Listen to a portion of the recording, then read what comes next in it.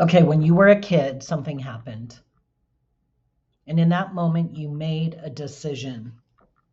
You didn't say it out loud, you didn't write it down, but your nervous system recorded it like a law. I have to be perfect to be loved. I have to stay small to be safe. I have to make everyone around me happy or I will be abandoned. That decision has been running your life for 20, 30, 40, 50, 60 plus years, depending on how old you are. I'm Jack Walker of Your Return Path, and I'm going to show you exactly how those vows that you make as a child run your life. Let's start out with what is a vow? A vow is a decision you made in a point of duress, right? It's a decision you made as a kid when you were going through something really hard and difficult, maybe even terrorizing.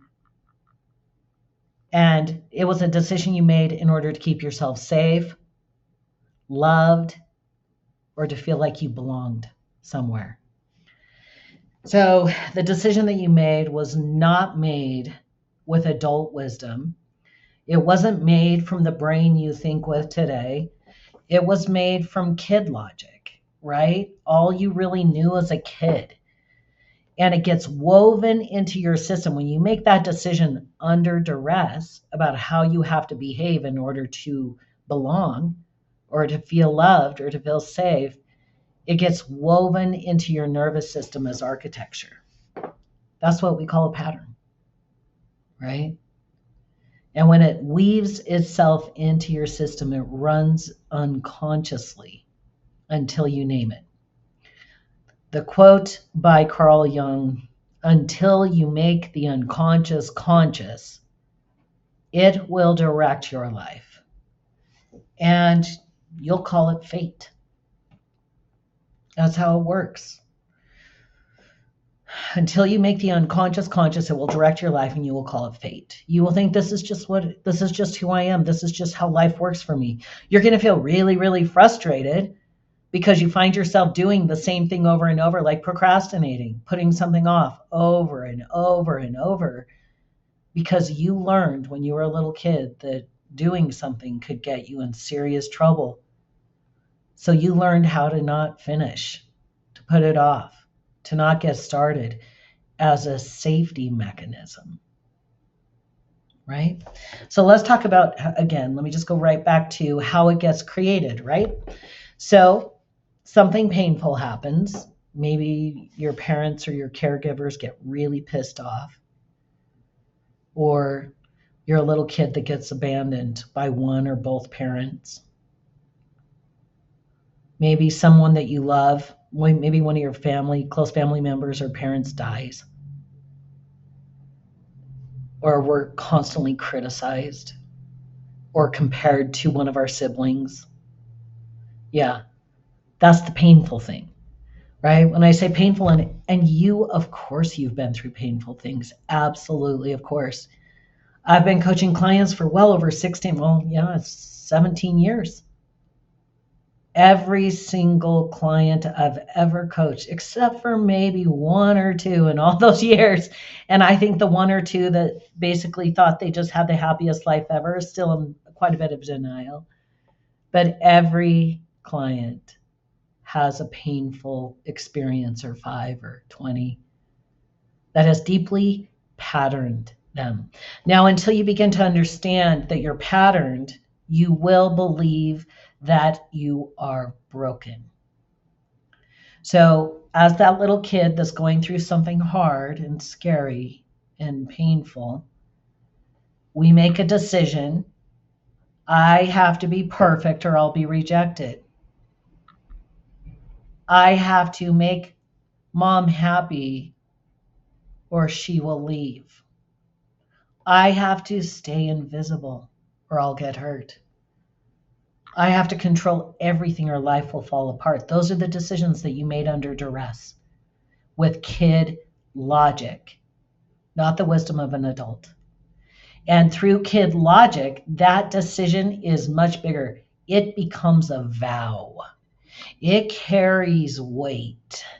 It moves you to behave in a certain pattern over and over and over in order to secure your safety. For example, when I was 11, my dad was killed. Me witnessing my mom in utter agony. I'm 11. I had just turned 11 a month before. And my dad is killed. My mom is in agony. I'm looking at her while sitting under the dining table, weeping in grief, scared to death. And I literally remember the moment I made a decision, I will keep her happy no matter what, to keep her alive. So it was life and death, literally. My decision to keep her alive was life and death. So I became a people pleaser for 30 years, 40 years. Long time. And it was running me ragged. I was exhausted. I would, in the religion that I belonged to, up until I was, 40? I said yes to every single calling, anything that was offered, like, would you help us with this? Would you do that? Yes, yes, yes, yes, yes. Let me do it all. Let me serve. Let me wake up at 4:30 in the morning so as to not cause any problems for my kids. Let me do whatever I need to do so that I'm serving God the right way and that I'll make it to heaven. I know it sounds like that could be funny or far-fetched. It wasn't funny at all. It drove me into the fucking ground.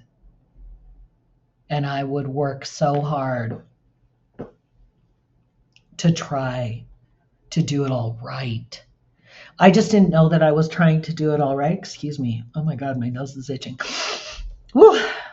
I didn't know I was trying to do it all right so that I could be safe and belong and not be abandoned. And it got overlaid with the whole God piece too. So I was always trying to be good and trying to please my mom and trying to please God and trying to please everyone, running myself ragged. It was awful. And that's just one of the patterns that I've broken. So let's talk about what actually breaks the vow, right? Because it's the vow that's created the pattern. The pattern is run by the vow. The vow is the decision you made. What breaks the vow, you have to name it clearly. And that starts with identifying a pattern. People pleasing, overgiving, never-ending guilt, always making yourself the wrong one, taking the blame for everything, right? Thinking that you have to rush your way through life, working yourself to the bone. Those are just some of the patterns. There are millions, right? So you first have to identify the pattern. Then once you know what the pattern is, then you go through the sequence and then you discover, oh my God, what did I decide as a kid? Like, we find the origin event. We find out through your body and mind. I ask you a question that brings a memory forward. You trust that memory. And then you find out, what did you decide because of that very hard thing? Most of the memories are directly linked to something, one of the hard events you experienced. And we find out, what did you decide in relation to that? I have to do this in order to be safe. That's the vow. So what breaks it? You have to name it, track it to the origin moment. And then the beautiful, most beautiful part of a pattern breakthrough is when you go in and you witness that younger part of you that's stuck in that very painful loop, that is very, very sad and alone. And you witness your younger self. Then after that, we have a reality check. Did that vow actually give you what you thought it was supposed to? And every single time the answer is no. It never did because it was made with kid logic, right? Truly. And can you see how this is a consciousness game? As you get crystal clear on the pattern, on the vow, witnessing that younger part of you that's really suffered there, just witnessing them, just seeing them, giving them space to know that they're seen and to feel whatever's coming up. Then you have a reality check. Did it really keep giving you what you thought it was supposed to give you?